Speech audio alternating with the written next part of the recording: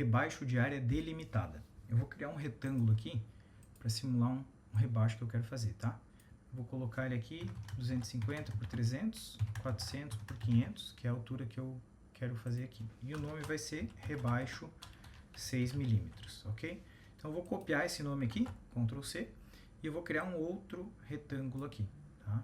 Ele vai ser 250 por 400, por 300 o centro dele, né? E 380 por 480. Ou seja, eu deixei 10 milímetros de cada lado desse retângulo aqui, tá? Como ele tem o mesmo centro, tem 20 a menos, 10 desse lado, 10 daqui. E vou dar o mesmo nome para ele, rebaixo 6 milímetros. Com isso, a gente vai ter um rebaixo dessa linha azul até essa outra linha externa, a interna até a outra. A gente delimitou uma área, porque eles têm o mesmo nome. Então, eu vou fazer esse rebaixo dessa região, certo?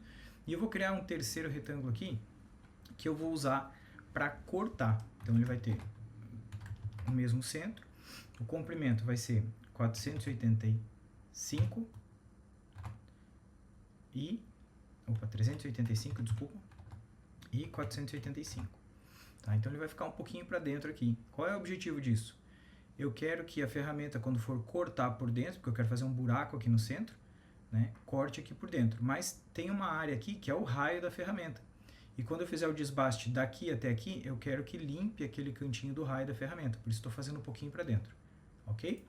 Então aqui vai ser um recorte que atravessa o material. Certo? Vou aproveitar para fazer um círculo aqui também. Vou pegar o centro da peça, criei um círculo e vou criar um outro um pouquinho maior aqui, só para vocês verem o mesmo nome aqui, né?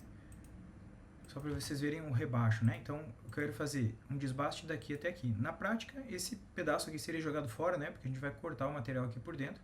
Então, esse miolo aqui não vai existir, né? Dentro dessa peça aqui, que vai ficar como uma moldura com um rebaixo aqui para encaixe de vidro, tá bom? Então vamos voltar, vamos avançar, gerou a otimização, vamos gerar o código de máquina, onde a gente vai fazer a associação da ferramenta com os rebaixos. Então aqui veio o rebaixo de 6 milímetros que a gente criou, né? Que são as delimitações que a gente fez, vai desbastar essa região aqui, vai esvaziar, retirar o material de MDF que tem entre essas duas linhas e também entre essas duas linhas aqui. Isso eu vou fazer com uma fresa, portanto é uma fresagem, 6 milímetros de profundidade, que é o que eu quero, e eu vou escolher a ferramenta para fazer isso, que é a fresa de 6 nesse caso aqui, certo? E aqui tem aquele recorte que eu quero atravessar o material. Também vai ser feito com uma fresa, portanto vai ser uma fresagem, com uma fresa de 6, atravessa o material, e ao invés de desbaste, aqui eu vou usar a opção por dentro. Então, coloco aqui, ó, por dentro, e pronto, vamos validar.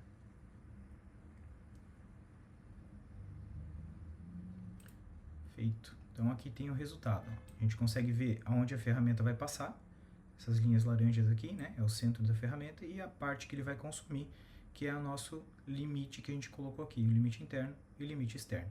Então a ferramenta só vai andar aqui dentro, tá? A mesma coisa nesse outro retângulo aqui. Eu vou tirar o recorte que atravessa. Vocês vão ver que ela tem o limite externo e o interno, e ele vai respeitar esse limite aqui. E eu posso mostrar aqui também aonde fica o recorte interno. Note que ele está um pouquinho para dentro, né? Então ele vai consumir aquele cantinho, aquele raio da ferramenta que eu coloquei aqui, tá? Que é essa areazinha que ficaria aqui, né?